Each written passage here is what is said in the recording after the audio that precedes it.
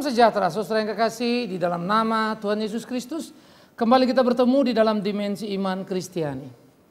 Menapak tilas pergumulan para nabi, para rasul, menemukan kesejatian iman, tidak terjebak pada perangkap zaman, pada dogma-dogma yang salah yang dibuat untuk kemudian memenjara umat beragama. Itu menjadi mimpi kita. Yesus membongkar sistem keagamaan pada zamannya. Bagaimana para imam memanipulasi segala situasi untuk keuntungan dirinya. Apa sebetulnya beriman dan bagaimana seharusnya. Nah, kali ini saudara kita akan memikirkan iman yang sejati. Apa itu? Saya pikir saudara akan bisa terkejut memikirkan bagian ini karena kita selalu berpikir iman adalah apa yang kita minta kemudian jadi. Tetapi bagaimana pentingnya sikap iman, nah ini yang harus kita perhatikan. Namun sebelum lanjut saudaraku, kita akan terlebih dahulu berdoa. Mari kita berdoa. Bapa yang di dalam surga, kami bersyukur, kami berterima kasih kepadamu untuk waktu yang kau berikan pada kami. Kami boleh belajar kebenaran firman-Mu. Tuhan, kami ingin mengenal kesejatian iman karena kami selalu menyebut diri orang beriman. Betulkah? Biarlah firman-Mu memberi pencerahan, pengertian pada kami. Di dalam nama Tuhan Yesus Kristus, Tuhan yang hidup, kami berdoa memohon belas kasihan Tuhan. Amin. Di dalam kitab Daniel saudara pasal yang ketiga, di dalam Daniel pasal yang ketiga ayat 12 dan seterusnya dikatakan begini. Daniel pasal 3 mulai 12. Ada beberapa orang Yahudi yang kepada mereka telah Tuanku berikan pemerintahan atas wilayah Babel. Yakni Sadrak, Mesa dan Abednego. Orang-orang ini tidak mengindahkan titah Tuanku, ya Raja. Mereka tidak memuja dewa Tuanku dan tidak menyembah patung emas yang telah Tuanku dirikan. Sesudah itu Nebukadnezar memerintahkan dalam marahnya dan keramnya untuk membawa Sadrak, Mesa, Abednego menghadap. Setelah orang-orang itu dibawa menghadap raja, berkatalah Nebukadnezar kepada mereka, apakah benar, hai Sadrak, Mesa dan Abednego, bahwa kamu tidak memuja dewaku dan tidak menyembah patung emas yang kudirikan itu? Sekarang jika kamu bersedia demi kamu mendengar bunyi sangkakala seruling kecapi rebab gambus, serdam dan berbagai jenis bunyi-bunyian, sujudlah menyembah patung yang kubuat itu. Tetapi jika kamu tidak menyembah, kamu akan dicampakkan seketika itu juga ke dalam perapian yang menyala-nyala, dan dewa manakah yang dapat melepaskan kamu dari dalam tanganku? Lalu Sadrak, Mesa dan Abednego menjawab raja, tidak ada gunanya kami memberi jawab kepada Tuanku dalam hal ini. Jikalau yang kami puja sanggup melepaskan kami, maka ia akan melepaskan kami dari perapian yang menyala-nyala itu dan dari dalam tanganmu, ya Raja. Tetapi seandainya tidak, hendaklah Tuhan mengetahui, ya Raja, bahwa kami tidak akan memuja dewa Tuanku dan tidak akan menyembah patung emas yang Tuanku dirikan itu. Maka meluaplah kegeraman Nebukadnezar, air mukanya berubah terhadap Sadrak, Mesa dan Abednego. Lalu diperintahkannya supaya perapian itu dibuat 7 kali lebih panas dari biasanya. Lalu kepada beberapa orang yang sangat kuat dari tentaranya, dititahkannya untuk mengikat Sadrak, Mesa dan Abednego dan mencampakkan mereka ke dalam perapian yang menyala-nyala itu. Lalu diikatnyalah ketiga orang itu dengan jubah, celana, topi dan pakaian yang lain. Dan dicampakkan ke dalam perapian yang menyala-nyala. Karena titah raja itu keras, dipanaskannya lah perapian itu dengan luar biasa. Sehingga nyala api itu membakar mati orang-orang yang mengangkat Sadrak, Mesa dan Abednego itu ke atas. Tetapi ketiga orang itu, yakni Sadrak, Mesa dan Abednego, jatuh ke dalam perapian yang menyala-nyala itu dengan terikat. Kemudian terkejutlah Nebukadnezar, lalu bangun dengan segera. Berkatalah dia kepada para menterinya, bukan ketiga orang yang telah kita campakkan dengan terikat ke dalam api itu? Jawab mereka kepada raja, benar, ya Raja. Katanya, tetapi ada 4 orang kulihat berjalan-jalan dengan bebas di tengah-tengah api itu. Mereka tidak terluka, dan yang keempat itu rupanya seperti anak dewa. Lalu Nebukadnezar mendekat pintu perapian yang menyala-nyala itu, berkatalah ia, Sadrak, Mesa dan Abednego, hamba-hamba Allah yang maha tinggi, keluarlah dan datanglah kemari. Lalu keluarlah Sadrak, Mesah, dan Abednego dari api itu. Saudara-saudara yang kekasih, ketika kita membaca bagian ini, pasti saudara suka bagian terakhirnya, bukan? Ketika Sadrak, Mesah, Abednego keluar dari api yang menyala-nyala 7 kali lebih lipat, orang yang melempar bahkan terbakar. Tetapi yang dilempar malah tidak terbakar. Pasti fenomena itu yang saudara suka. Betapa Tuhan Maha Kuasa, betapa Tuhan Maha Hebat, sehingga mereka tidak dibakar oleh api. Mari kita mulai urut, saudaraku. Latar belakang peristiwa ini sangat jelas. Bagaimana Nebukadnezar membuat sebuah perintah di kerajaannya yang dikuasainya, di mana dia adalah raja. Kalimat raja adalah fakta hukum. A kata raja, A yang terjadi, sekalipun itu B. Apa kehendak raja harus diwujudkan? Karena taruhannya kepala, nyawa terpisah dari raga. Oleh karena itu ketika Sadrak, Mesah, dan Abednego membelot atau membantah terhadap putusan raja, bisa dibayangkan murkanya raja. Nebukadnezar yang pada zamannya dia bukan raja sembarang raja, tetapi raja di raja yang mempunyai daerah jajahan yang sangat besar. Yehuda jatuh di tangan Nebukadnezar. Itu masa keemasan Nebukadnezar, raja yang sangat terkenal. Jadi raja saja dia adalah hukum, apalagi kalau raja di raja model Nebukadnezar. Yang menjadi iman pertama adalah keberanian Sadrak, Mesah, Abednego berkata tidak terhadap penyembahan berhala. Bukan soal lepas dari api dulu, sikap itu. Pertanyaannya menjadi sangat sederhana, saudara. Apakah engkau berani mengatakan tidak kepada sesuatu yang salah dalam hidupmu? Apakah engkau berani berkata tidak kepada sebuah tawaran yang menguntungkan begitu besarnya, luar biasanya, tetapi kau harus berdosa? Apa engkau akan berani berkata tidak kepada sesuatu yang menakutkan dalam hidupmu, yang bisa mengancam nyawamu? Ini pertanyaan serius. Mungkin kita akan berkata, iya ya. Atau mungkin kita berkata, saya berani. Itu juga biasa. Semua orang belum mengalami berani mengatakan itu. Tapi waktu mengalami terbukti, dia pecundang di situ. Semangat dan teriakan, boleh-boleh saja. Retorika silakan saja, surga tidak tertarik itu. Surga hanya melihat orang yang sungguh-sungguh hidup di dalam Tuhan, yang takut kepada Tuhan, yang melakukan apa yang menjadi kehendak Tuhan. Ini pemikiran yang harus kita perhatikan, saudara yang kekasih. Ini yang menjadi perlu dalam kehidupan kita. Bagaimana seharusnya kita memainkan peran kita di kehidupan hari-hari kita. Sadrak, Mesah, Abednego menyatakan imannya tidak. Kalau kita berjalan-jalan, saudara. Sekarang banyak poster-poster ya, say no to drugs. Ya, banyak poster. Tapi banyak pula kita nonton TV, baca majalah, baca koran begitu ya, dengar di radio. Si Anu ditangkap pakai drugs. Say no to drugs. Please. Bagus sekali kalimat itu, bukan? Memang seharusnya. Tetapi apakah kemudian orang no drugs? Nanti dulu, itu fakta hukumnya, itu fakta kehidupannya. Itu hal yang tidak terbantah. Bahwa banyak pemakai drugs dan tidak pernah turun karena ucapan itu. Saudara lihat. Nah, oleh karena itu saudara, mengatakan tidak itu sendiri sudah menjadi sikap iman yang ditonjolkan, yang ditunjukkan oleh Sadrak, Mesah, dan Abednego. Oleh karena itulah kita perlu berpikir, perlu merenung sejauh mana sebetulnya kita mempunyai sikap iman yang jelas dalam hidup kita. Aku tidak akan berbuat dosa. Dan memang kalau kita membaca di dalam perjanjian baru, setiap orang yang ditebus Kristus selalu disebut apa? Jangan berbuat dosa lagi. Jelas, Anda tidak perlu menerjemahkan itu. Saudara tidak perlu menafsirkan itu. Semua kita dituntut untuk di situ. Katakan tidak pada dosa itu. Tapi ingat ya, bukan sekedar retorika. Saya bisa mengajak saudara, ayo berkata tidak pada dosa. Lalu saudara rame-rame, tidak pada dosa. Ayo yang di rumah ngomong, tidak pada dosa. Semua kita ngomong, tidak pada dosa. Tapi baru selesai ngomong sudah bikin dosa. Saya tidak suka berbasa-basi.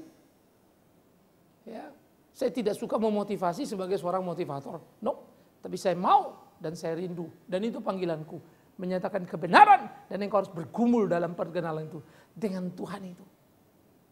Aku bukan Tuhan, aku hanya alatnya. Aku tidak bisa tolong kamu, tapi Tuhan bisa tolong kamu. Aku menceritakannya. Saya pikir posisi itu harus perlu, jelas, tegas. Saya hanya hambanya Allah. Segala keputusan terserah Allah. Itu kedaulatan dia. Jadi saya akan berkata padamu, beranilah berkata tidak terhadap dosa. Karena itu yang Tuhan mau. Dan itu sikap iman yang sejati itu. Aspek yang kedua yang kita belajar dari Sadrak, Mesah, dan Abednego. Ketika mereka mengatakan tidak, maka murkalah Nebukadnezar lalu mengancam mereka. Nah ini yang menarik saudara. Sekarang perintah bukan saja perintah tetapi sudah diaktualisasi. Kau di situ. Kalau kau menyembah patung ini, selamatlah nyawamu. Kalau tidak, itu perapian menunggumu. Saudara-saudara, itu sangat menyekam. Itu sangat mengerikan. Karena kematian bukan sekedar ancaman tetapi sudah ada di depan mata. Ini alat mati, ini alat hidup. Kau mau kemana? Petrus pernah berkata pada Yesus, Guru, orang lain boleh tergoncang imannya, tapi aku tidak. Tapi ternyata Petrus goncang. Sesudah peristiwa itu terjadi. Bagaimana dengan Sadrak, Mesah, dan Abednego? Mereka tidak sedang bicara ketika kematian itu tidak ada. Di depan mata. Di sebelah kanan ada keselamatan, sujud menyembah patung emas yang dibuat Nebukadnezar. Di sebelah kiri ada kematian, api yang menyala-nyala kalau tidak mau menyembah. Apa itu iman yang sejati?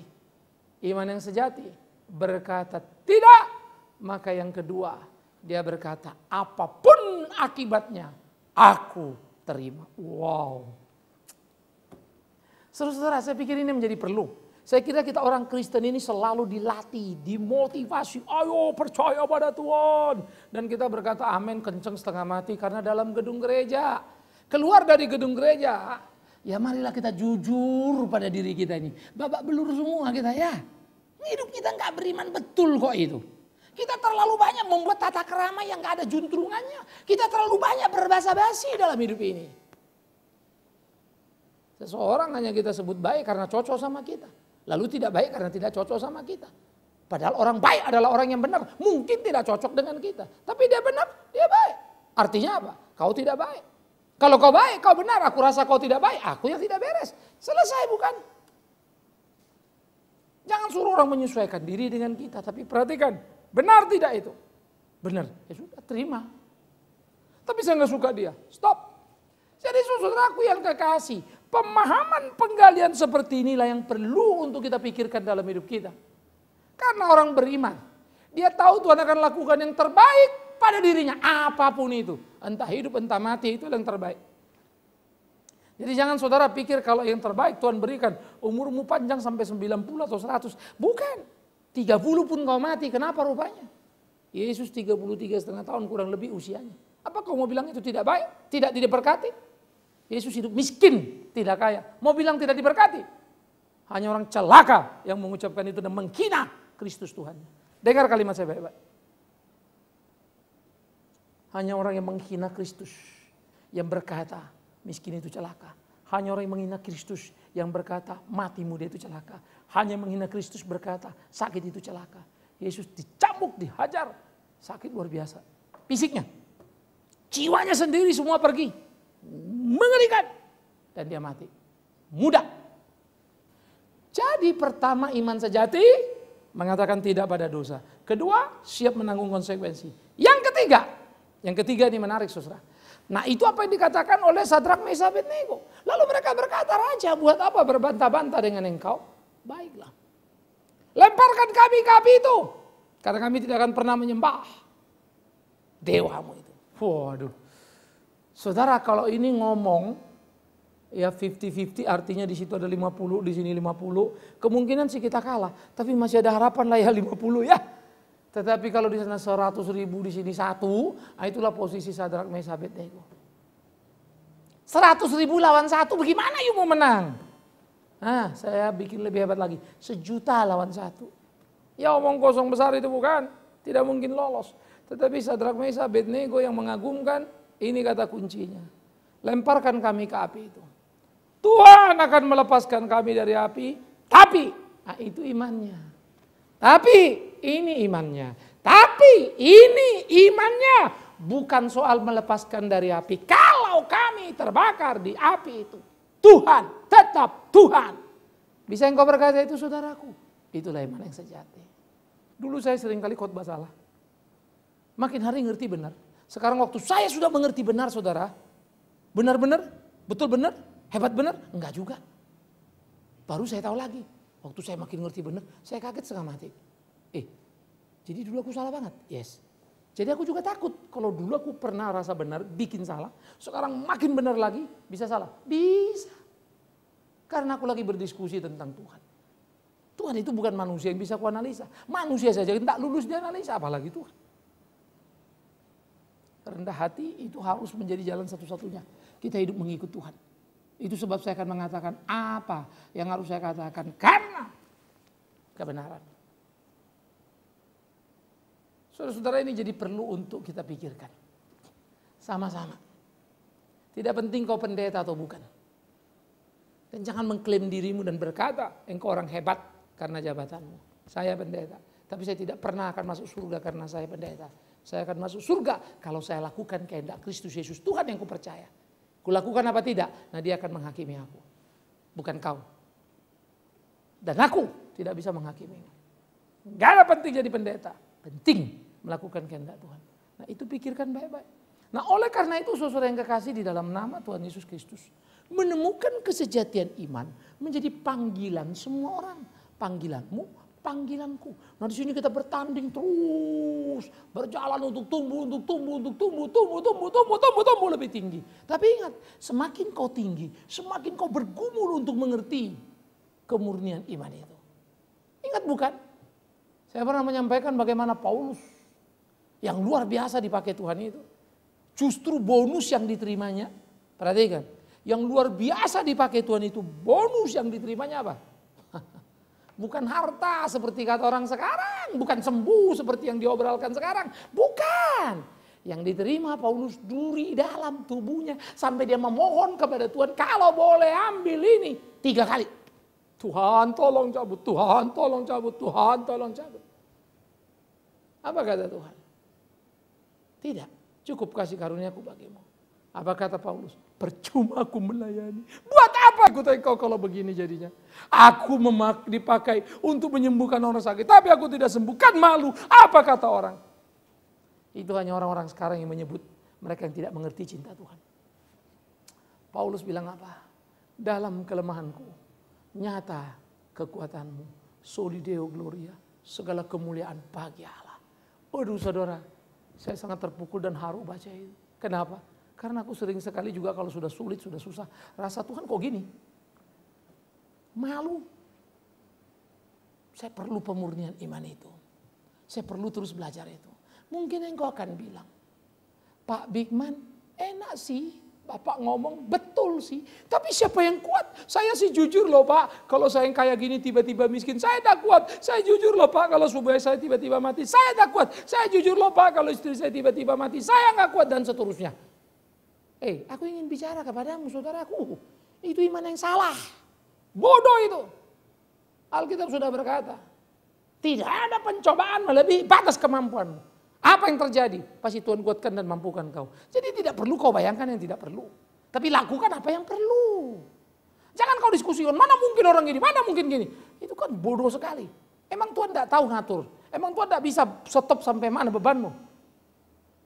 Kalau bebanku lebih berat dari engkau, mungkin Tuhan sudah anggap saya lebih kuat dari kamu. Tapi Paulus lebih berat dari saya. Jauh. Karena Paulus lebih kuat dari saya. Apa susahnya itu?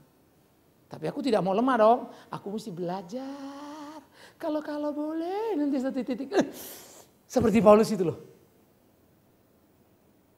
Rinduku, rindumu, itu maksudku. Jadi gak usah kau dramatisir tentang nanti gini, nanti gini. Siapa yang kuat, mana orang bisa. Emangnya gampang memang gini. Kamu Kristen apa bukan sih? Orang Kristen pikir, Tuhan mau apa? Katakan tidak pada dosa. Orang Kristen pikir apa? Aku terima konsekuensi apapun terjadi. Apapun. Kaya atau miskin, tidak mengapa. Sehat atau sakit, puji Tuhan. Itu. Masuk penjara atau bukan? Kalau karena kebenaran. Amin. Tapi jangan masuk penjara karena salahmu. Lalu kau aminkan, itu kacau. Tanggung itu namanya. Nah oleh karena itu menemukan iman sejati tadi menjadi menarik bukan? Penting untuk kita memperhatikan itu. Saudaraku yang dikasihi oleh Tuhan Yesus Kristus. Apa yang terjadi pada Sadrak, Mesakh, Abednego? Fenomenal. Ternyata api yang menyala-nyala, yang membakar orang yang melempar, tidak menyentuh Sadrak, Mesakh, dan Abednego. Lalu Sadrak, Mesakh, dan Abednego menurut pandangan Nebukadnezar ada seorang seperti anak dewa. Sudah pasti itu bukan anak dewa. Sudah pasti itu bukan dewa. Menurut si Nebukadnezar yang memang taunya dewa itu anak dewa. Itu menurut dia. Bukan menurut Alkitab. Alkitab mencatat apa kata Nebukadnezar. Jangan salah baca. Yang menarik. Hei anak Allah hamba yang tinggi, apa hamba yang maha tinggi, keluarlah Sadrak, Mesakh, saudara-saudaraku yang kekasih. Nebukadnezar menyebut mereka apa? Anak hamba yang Allah maha tinggi, karena dia bisa melihat sesuatu yang dia tidak bisa duga. Dalam konteks itu api. Sekarang ada pertanyaan menarik, mereka berani mengatakan tidak, mereka menanggung konsekuensi. Dan mereka tetap percaya Allah pun adalah Allah sekalipun mati. Integritasnya tinggi. Sekarang orang kalau lihat kau, ada integritas yang tak bagus nggak? Kalau aku pendeta pengkhotbah tapi hidupku kacau balau, ku tipu orang, ku perkaya diriku, apa hebatnya? Bagaimana aku mau bilang aku beriman? Fakta sudah menunjukkan, aku hanya pikirkan diriku. Fakta sudah menunjukkan, aku hanya mau apa yang aku mau. Fakta sudah menunjukkan, omong kosong besar, setiap orang berurusan sama aku, otakku cuma uang melulu. Omong kosong besar, dan orang kan akan bilang, Pak Bigman itulah iman. Apa itu? Kelakuannya begitu. Maka hidupku, perbuatanku akan membantah pernyataanku. Jangan sampai. Jadi iman yang sejati itu gak usah ujung-ujung terlangit terlalu jauh. Gak usah kau berdoa nanti gunung gimana pindah begitu ya. Bukan. Karena itu perlu serius. Ya, ada sebuah kalimat yang sangat menarik saudara. Iman yang besar bisa memindahkan gunung. Bagus. Perhatikan. Iman yang besar bisa memindahkan gunung. Bagus. Sekali lagi, iman yang besar bisa memindahkan gunung. Bagus. Tetapi iman yang sejati tetap percaya sekalipun gunung tidak pindah. Iman besar bisa memindahkan gunung. Bagus. Tapi iman sejati tetap percaya sekalipun gunung tidak pindah. Nah kita cuma punya iman yang sukanya besar, kecil. Namanya iman kuantitatif. Iman itu harus kualitatif. Pindah, bisa. Tuhan apa susahnya mindahkan gunung? Enggak pindah, ya enggak apa-apa Tuhan, enggak mau pindah, kok susah banget.